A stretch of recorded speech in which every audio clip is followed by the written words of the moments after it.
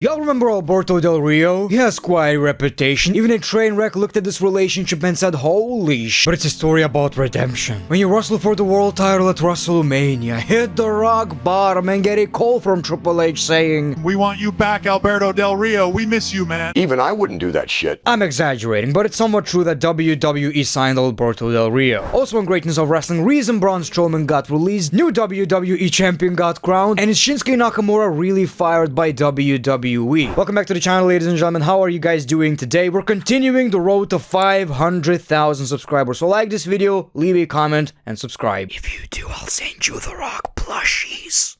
So many goddamn plushies in your mail that you can sleep with. You're a pussy. So let's talk about Alberto Del Rio. As you guys know, he was released in 2014 after slapping a WWE employee backstage. If I remember the story correctly, there was a reason why he slapped that employee, but obviously got fired by the WWE and had issues with Triple H ever since. You guys remember that Alberto Del Rio drunk rant? I remember I talked about this like a decade ago. You remind me of one of the bosses in WWE with a big fucking nose, just a big fucking pussy. Fucking pussy.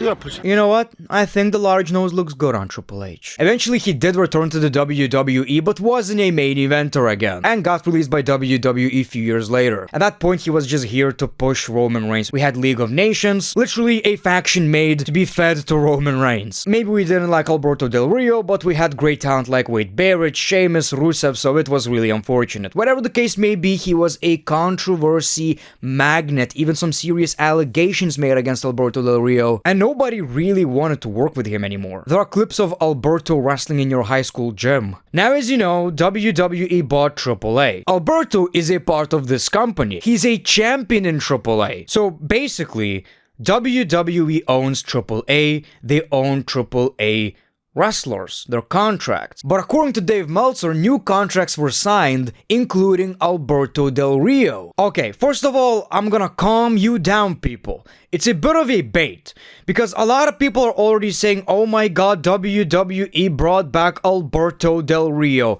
Let me tell you, you ain't gonna see him on WWE television. I don't think so, at least. Y'all know Triple H and Alberto, they don't get along. You're a pussy. I don't feel like WWE want this kind of attention. I feel like if he wasn't part of AAA, WWE wouldn't want to do anything with Alberto Del Rio, but since he's a champion, they decided to get all the wrestlers. And also, Dave Meltzer is Dave Meltzer, he's gonna try to get that attention, but then he clarified. He did sign with WWE, however, he's not expected to appear on WWE television. He'll be used on AAA events. You know, people, I'm not excited about Alberto Del Rio in the WWE. The guy is way past his prime, and, you know, we're not talking about somebody like Goldberg, you know, and a big attraction when, you know, he can be 65 years old, you're still kinda excited. Now, people, I am not really aware that much of the allegations, how serious they are, so I'm gonna try to, you know, not be a part of this conversation, but even without that information, we all know the man is a douchebag. Honestly, I don't really think it's that big of a deal. I know there is a big overreaction, but he's not gonna be on WWE television. I don't even think he's gonna be in AAA that much longer. But I do get the backlash. WWE fires a bunch of wrestlers, now they signed Alberto Del Rio, but like the context is missing. He didn't get signed by the WWE to the WWE product. That would be really silly. You know, firing a bunch of young superstars just to get Alberto Del Rio was not even that big of a star. So a lot of context is missing right here. I truly believe it's just the case of he was already in AAA, he's a champion, we gotta get him. It's not even one of these cases where Triple H can work with somebody he doesn't like. Like CM Punk is a perfect example, they didn't get along, but now they're working together. That's one thing I do respect about Triple H, you know, setting personal feelings aside, but he doesn't have to do that with Alberto Del Rio, because Alberto Del Rio is not a huge star, he doesn't add anything to the product in 2025. So I don't think it's the case of that. What we do on Greatness of Wrestling, people, we talk about the diarrhea of professional, the bottom, you know, the lowest of the lows, the worst stakes you could possibly imagine. On Sportskeeda, while doing some research on Alberto Del Rio signing with the WWE, I saw this article that said, how could they use him in the WWE? In shocking turns of events, Alberto Del Rio would return to the Stamford-based promotion and cost Randy Orton a winning bout against John Cena at Backlash 2025, and join forces with Cena to ring wrestling, kick-started by embarrassing the Wipa in front of the home crowd and family. That said, the proposed angle above is merely hypothetical and nothing has been confirmed. Like sometimes I am talking out of my anus, you're talking out of your hemorrhoids. Universe Mode couldn't come up with this shit.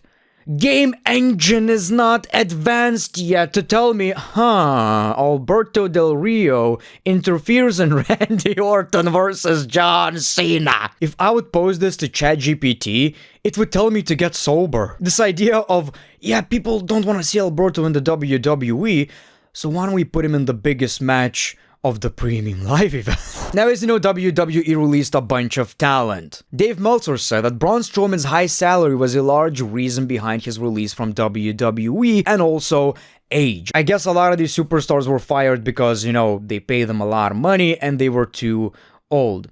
And this is where people are going to talk about Alberto Del Rio, but again, apples and oranges. I wish I could shit on it, but it's a very different situation and one has nothing to do with the other. It's funny how that works, by the way. If I was in the WWE, I would get that call and they would tell me, well, yeah, we're actually paying you too much money and we're not using you that much. We have nothing for you creatively, which is kind of understandable, I guess. I'd be like, okay, so I'm down to negotiate.